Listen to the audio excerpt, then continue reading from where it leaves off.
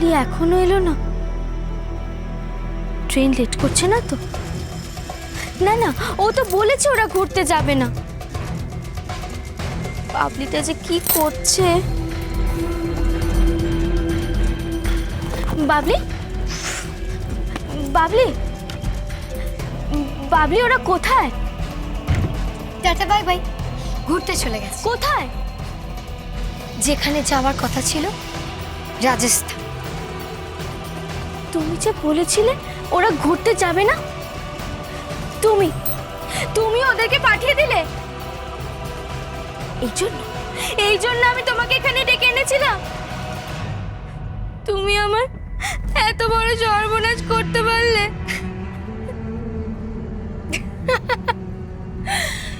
বাবা, তোমার চোখ মুখের কি অবস্থা! আদিত্য ঝিলিককে নিয়ে চলে গেল। আদিত্য, ওরা চাই, ওরা কেউ কোথাও চাই, ওরা কলকাতাতেই আছে।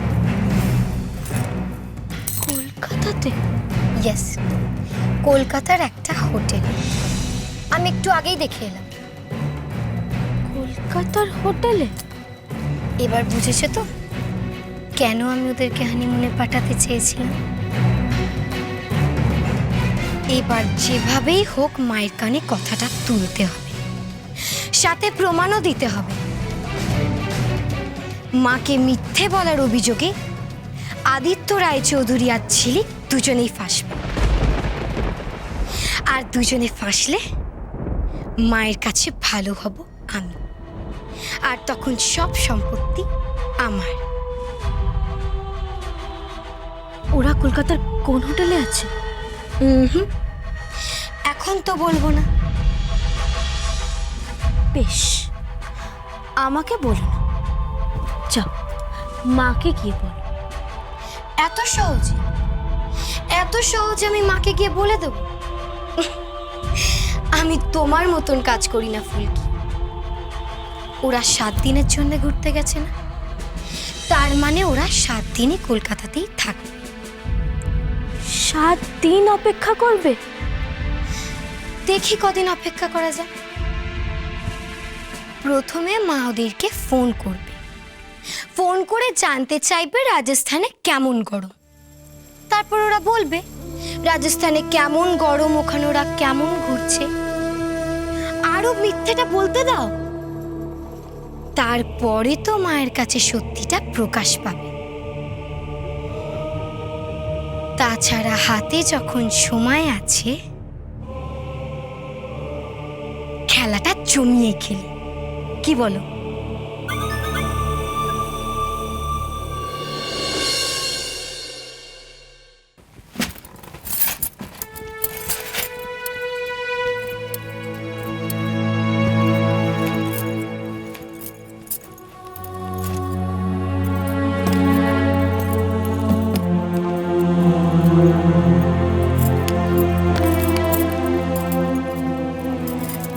টিপু কাকা চলো। ঝিলিক, রাত কিন্তু অনেক হয়েছে ঝিলিক। এখন যদি বাড়িতে ঢুকতে না পারিস তাহলে কোথায় থাকবি? দরকার হলে আমি চিলেকোঠার ঘরে লুকিয়ে থাকবো, কিন্তু আমার এখান থেকে নিয়ে চলো টিপু কাকা। ঝিলিক, তুমি যদি বলো তাহলে আমি আর একটা ঘর নিয়ে নিতে পারি। তার কোনো দরকার নেই, আমি চলে যাব।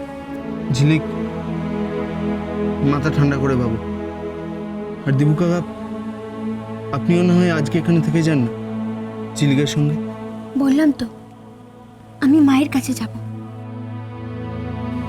ঝিলিক, কথা বাড়িও না দীপু কাকা, চলো। দিবু কাকা,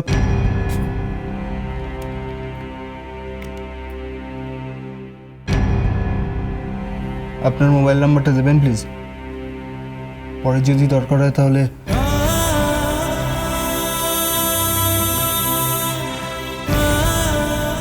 আমি এসএমএস করে দিচ্ছি।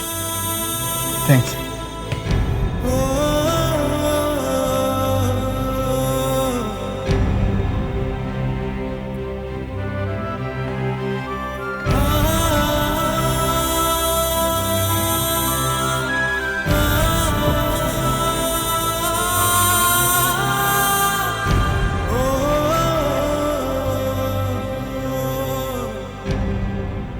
তোর আপত্তি থাকা সত্ত্বেও আমি তো তোর সঙ্গে ঝিলিকের বিয়ে দিয়েছি।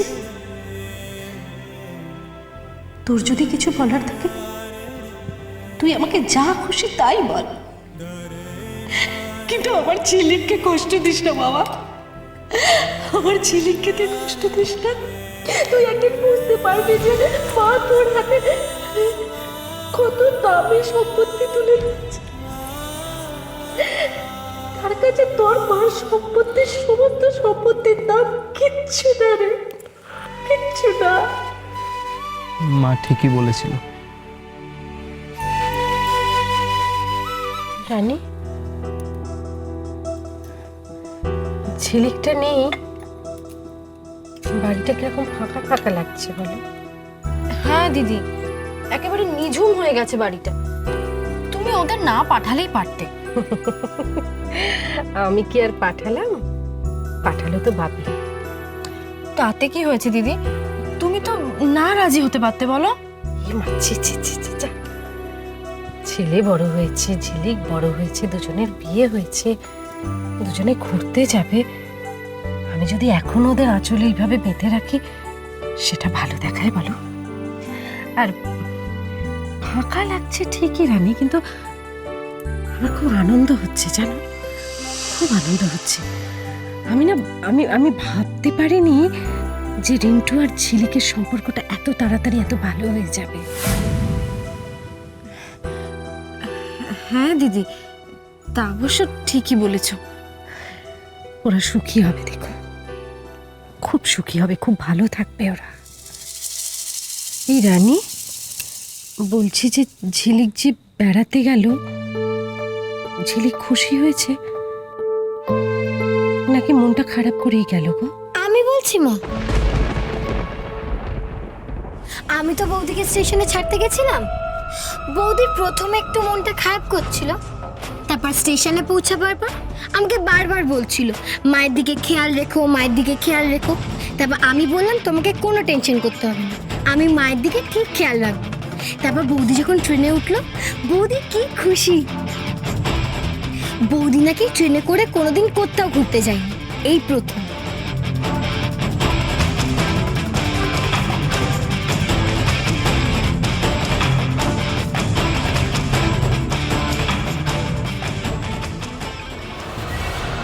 চারিদিকে আলো জ্বলছে,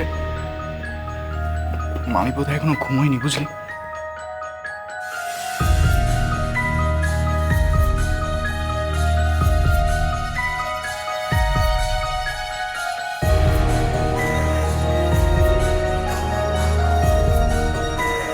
और दीपू एली?